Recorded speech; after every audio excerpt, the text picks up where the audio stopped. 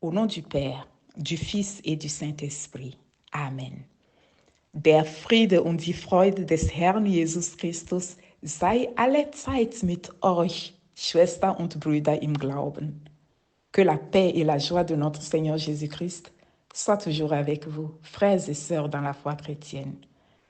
Je me réjouis de passer ce petit moment en votre compagnie et je voudrais partager avec vous un verset du psalmiste, le psaume 116, verset 12, qui dit, et je cite, « Comment rendrai-je au Seigneur tout le bien qu'il m'a fait ?» Frères et sœurs en Christ, Dieu nous a témoigné de son amour au travers de la présence glorieuse de notre Seigneur Jésus-Christ au tabernacle ou devant le Saint-Sacrement tout au long de ce cheminement.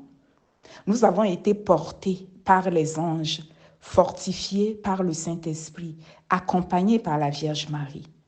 Notre-Dame de toute grâce, la Vierge Marie, de par sa présence, a intercédé en notre faveur. Je voudrais commencer par définir ce que c'est qu'une action de grâce.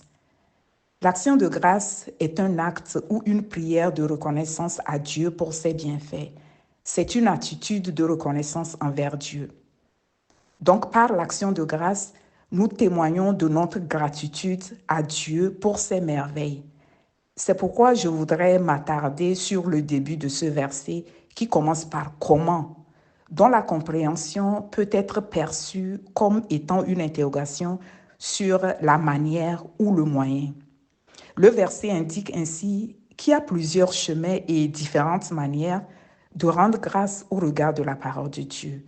Exemple, la louange, la prière, l'adoration, l'offrande, la demande de messe, ainsi de suite.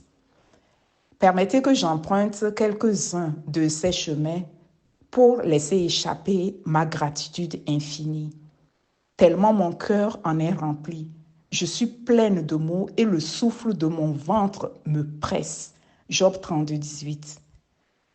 Permettez qu'au travers de cette chaîne, en union avec vous, je puisse témoigner en notre nom à tous et à toutes de notre reconnaissance à l'égard de Dieu. Car certainement, il y a eu des personnes qui, en dépit de leur désir ardent de suivre ce cheminement, n'ont pas pu aller jusqu'au bout de cette marche du fait des aléas de la vie.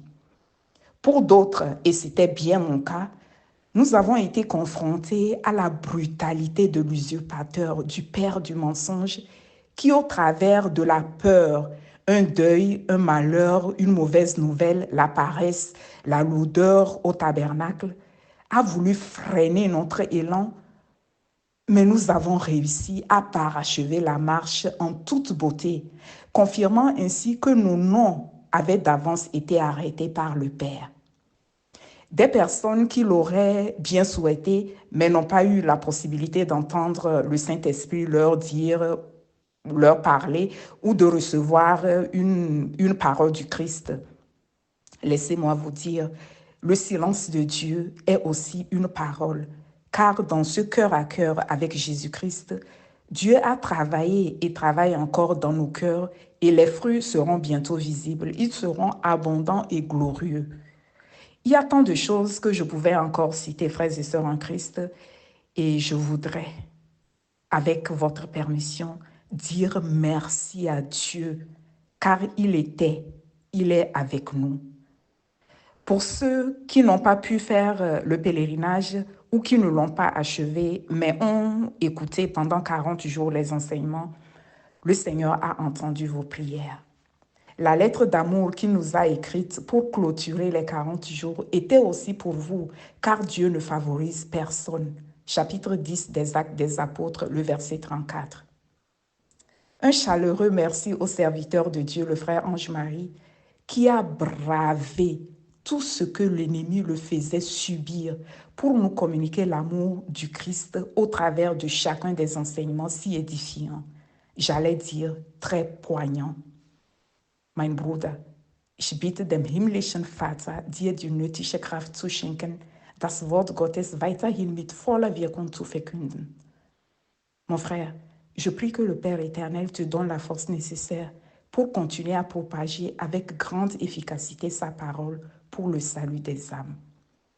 Merci à la Sainte Trinité pour tous les bienfaits, pour toutes les personnes qui ont eu la force, le temps et les moyens de se rendre en pèlerinage à Fatima, à Lourdes ou à Medjugorje ou ailleurs. Je voudrais moi-même, si vous me le permettez, partager quelques expériences vécues pendant ce cheminement qui témoignent de l'amour et de la bonté de Dieu à mon égard. Je commence par ce premier partage. Je voulais acheter un objet dont j'aurais besoin le mois prochain et j'ai planifié un jour pour aller le faire. Voilà que le jour venu, mes occupations ne m'avaient pas du tout permis d'aller dans une boutique.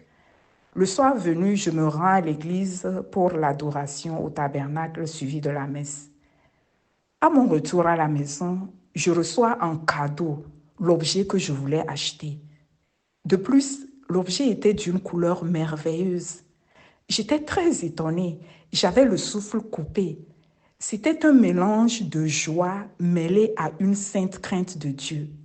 Dieu est merveilleux. Je réalisais en cet instant-là que le Seigneur venait de m'offrir exactement l'objet en question, avec une de mes couleurs préférées, livrée directement à la maison chez moi. Quel amour de Jésus! Toute mon infinie gratitude, Seigneur. Mon deuxième partage. Un jour, une de mes connaissances me propose qu'on aille à la messe dans une église donnée. Je lui ai dit oui. Mais le jour venu, j'ai eu une folle envie d'aller à la messe dans une autre église où je savais que le Saint-Sacrement serait exposé ce jour-là.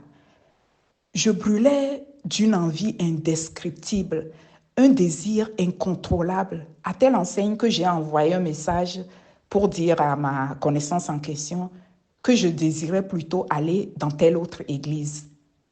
Elle a dit « Ok ». J'arrive quelques heures plus tôt à l'église. Le Saint-Sacrement était déjà exposé. Je commence par la confession, ensuite 1 heure d'adoration devant le Saint-Sacrement pour finir par la célébration eucharistique. Je partage exceptionnellement avec vous ce que le prêtre m'a dit après ma confession. Il m'a invité à prier le Seigneur pour un nouveau départ.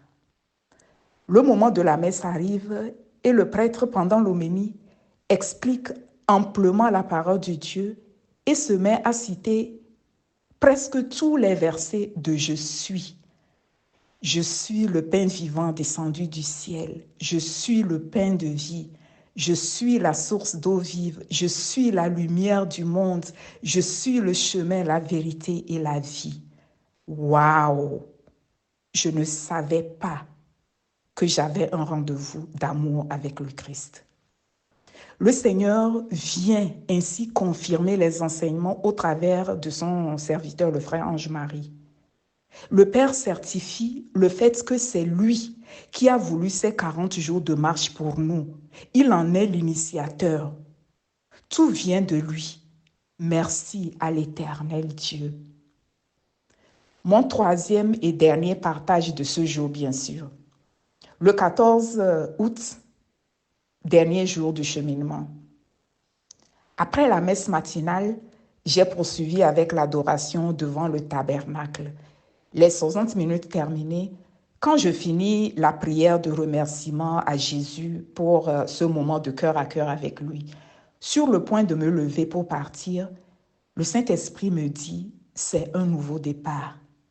Et là, quand j'entends cette parole de l'Esprit Saint, je fais directement le rapprochement avec ce que le prêtre avait dit et je comprends maintenant que je pars sur de nouvelles bases avec « je suis », le Verbe incarné, qui m'avait dit, souvenez-vous frères et sœurs en Christ, lors de mon témoignage avant les 40 jours, « tu ne me connais pas ».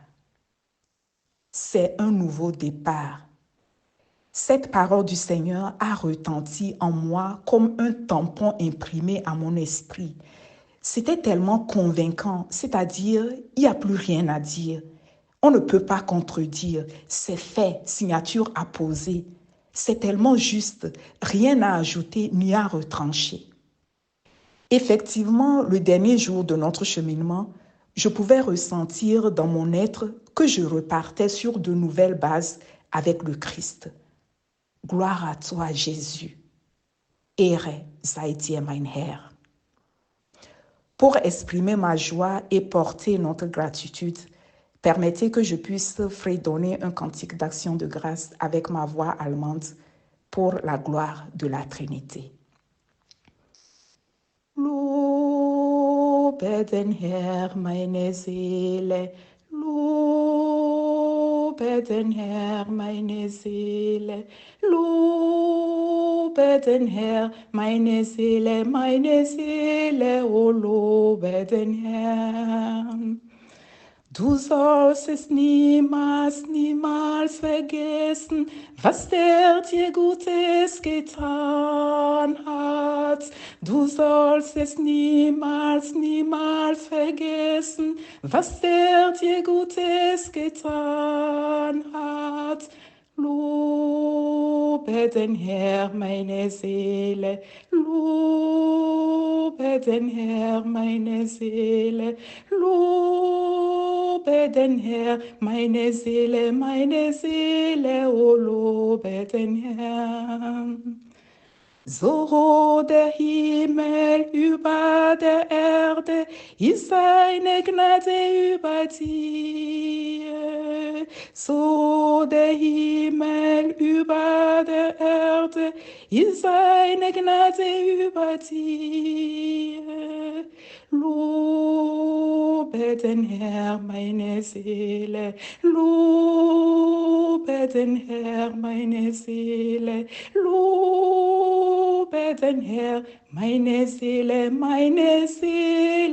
oh lobe den Herrn.